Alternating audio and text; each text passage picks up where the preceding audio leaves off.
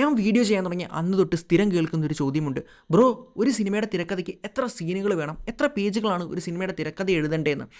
ഞാനപ്പോൾ ആലോചിച്ചത്, ശരിക്കും നിങ്ങൾ കുറേയധികം സിനിമ കാണുന്ന ആളാണെങ്കിൽ, കുറേയധികം തിരക്കഥകൾ വായിച്ചിട്ടുള്ള ആളാണെങ്കിൽ ഇതിൻ്റെ ഉത്തരം സിമ്പിളായിട്ട് നിങ്ങൾക്ക് കിട്ടും. അപ്പോൾ ഇതൊന്നും വായിക്കാത്ത ആൾക്കാരായിരിക്കും ഈ ചോദ്യങ്ങൾ ചോദിക്കുന്നതാണ് ഞാൻ ആദ്യമൊക്കെ കരുതിയിരുന്നത്. പിന്നെ ഞാൻ ആലോചിച്ചു, ഇത്തരം ആൾക്കാർ കരുതുന്നത് സിനിമയ്ക്ക് കൃത്യമായിട്ടുള്ളൊരു ഫിക്സഡ് നമ്പർ ഓഫ് സീൻസ് ഉണ്ട്, ആ സീനുകളിൽ എഴുതിയാൽ മാത്രമേ സിനിമ നടക്കുകയുള്ളൂ എന്നാണ് ഇവർ കരുതുന്നത്.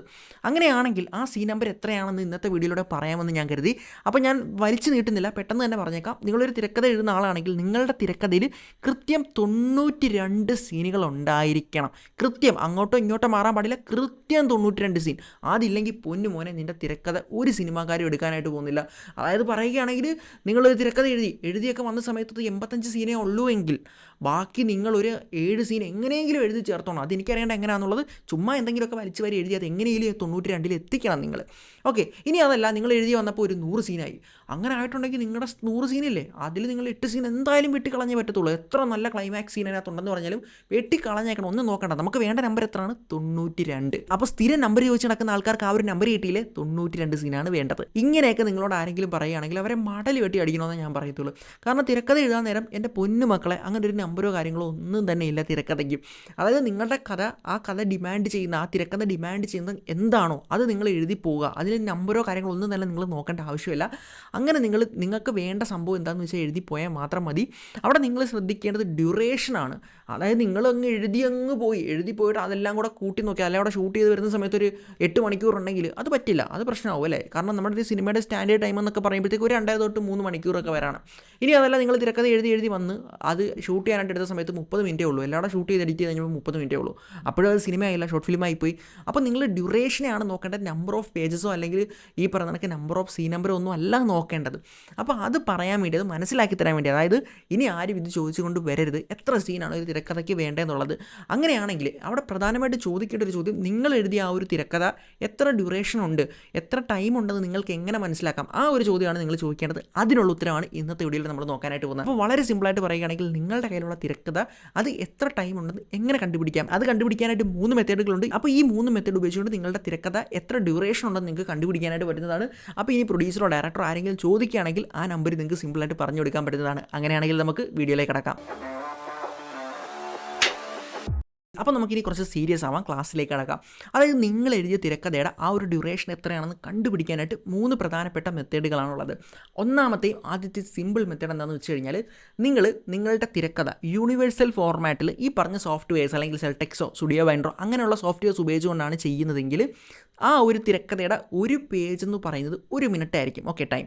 അങ്ങനെ നിങ്ങൾ നോക്കുകയാണെങ്കിൽ, നിങ്ങൾ എത്ര നമ്പർ ഓഫ് പേജസ് ഉണ്ടോ അതിനെ നിങ്ങൾ മൾട്ടിപ്ലൈ ചെയ്യുകയാണെങ്കിൽ, അതായത് ഇപ്പോൾ 120 പേജസിലാണ് നിങ്ങൾ എഴുതിയിട്ടുള്ളെങ്കിൽ അത് ഈ പറയുന്ന കണക്ക് 2 മണിക്കൂറായിരിക്കും നമുക്ക് മനസ്സിലാക്കാനായിട്ട് പറ്റും. അതായത് ഒരു പേജിൻ്റെ ടൈം എന്ന് പറയുന്നത് 1 മിനിറ്റ് ആണെന്ന് നിങ്ങൾക്ക് സിമ്പിളായിട്ട് മനസ്സിലാക്കാനായിട്ട് പറ്റും.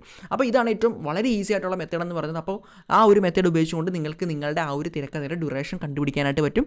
അപ്പോൾ ഈ പറഞ്ഞ കാര്യം നിങ്ങൾ ഇത്തരത്തിൽ സെൽടെക്സോ അല്ലെങ്കിൽ ഈ പറഞ്ഞ സോഫ്റ്റ്വെയർസ് ഉപയോഗിച്ച് യൂണിവേഴ്സൽ ഫോർമാറ്റിൽ എഴുതുവാണെങ്കിലുള്ള കാര്യം മാത്രമാണ്.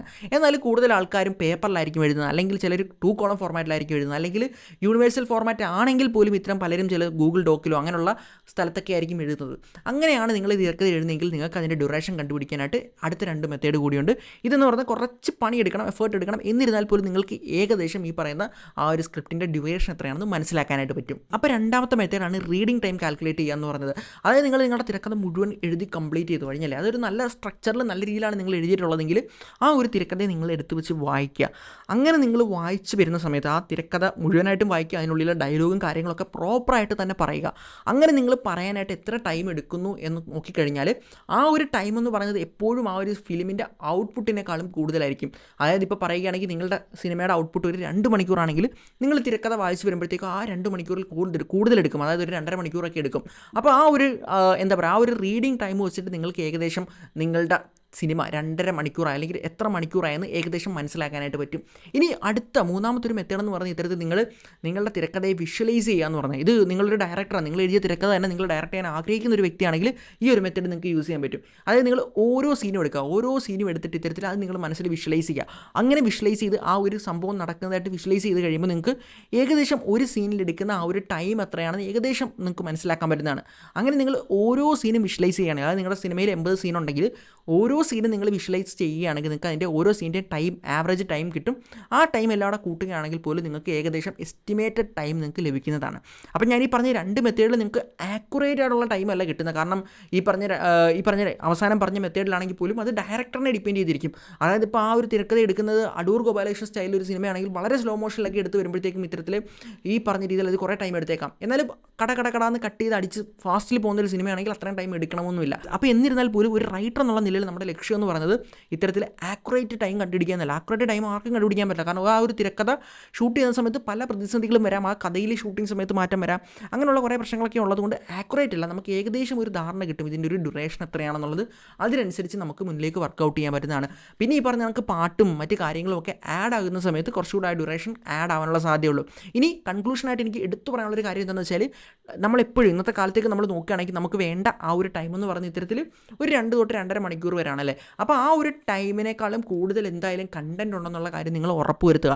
അതായത് കണ്ടൻറ് കുറഞ്ഞു പോയി കഴിഞ്ഞാലാണ് പ്രശ്നം അല്ലേ. കാരണം പിന്നീട് അത് വീണ്ടും എഴുതേണ്ടി വരും. എന്നാൽ കണ്ടൻറ് കൂടിയേ നമുക്ക് വെട്ടിച്ചുരുക്കാൻ അത്ര പാടില്ല എന്നുള്ളതാണ് സത്യം. കണ്ടൻറ് കൂട്ടാൻ പറയുമ്പോഴത്തേക്കും മറ്റേ പുഷ്പ 2 മറ്റേ സുകുമാർ ചെയ്ത് നമുക്ക് വലിച്ചു വാരി 8 മണിക്കൂർ അല്ലെങ്കിൽ 4 മണിക്കൂറുള്ള കണ്ടൻറ് ഒന്നും എഴുതി വെക്കണ്ട.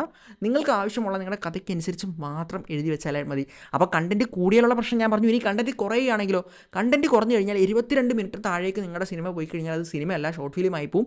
അപ്പം 72 മിനിറ്റിന് മുകളിലേക്ക് ആയിരിക്കണം നിങ്ങളുടെ ആ ഒരു സ്ക്രിപ്റ്റിൻ്റെ ഡ്യൂറേഷൻ. അതായത് നമ്മൾ സ്റ്റാൻഡേർഡ് പറയുകയാണെങ്കിൽ ഒരു 2 തൊട്ട് 2.5 വരെ അകത്ത് നിൽക്കാനായിട്ട് ശ്രദ്ധിക്കുക. അപ്പോൾ നിങ്ങളുടെ തിരക്കഥയിൽ മൊത്തം എത്ര സീൻ വേണമെന്ന് മനസ്സിലായില്ലേ? അങ്ങനെയാണെങ്കിൽ ഇനി ആരും ഈ ഒരു ചോദ്യം ചോദിച്ചുകൊണ്ട് വരില്ല എന്ന് വിശ്വസിക്കുന്നു. അപ്പോൾ അടുത്ത വീഡിയോ കാണാം. ബൈ.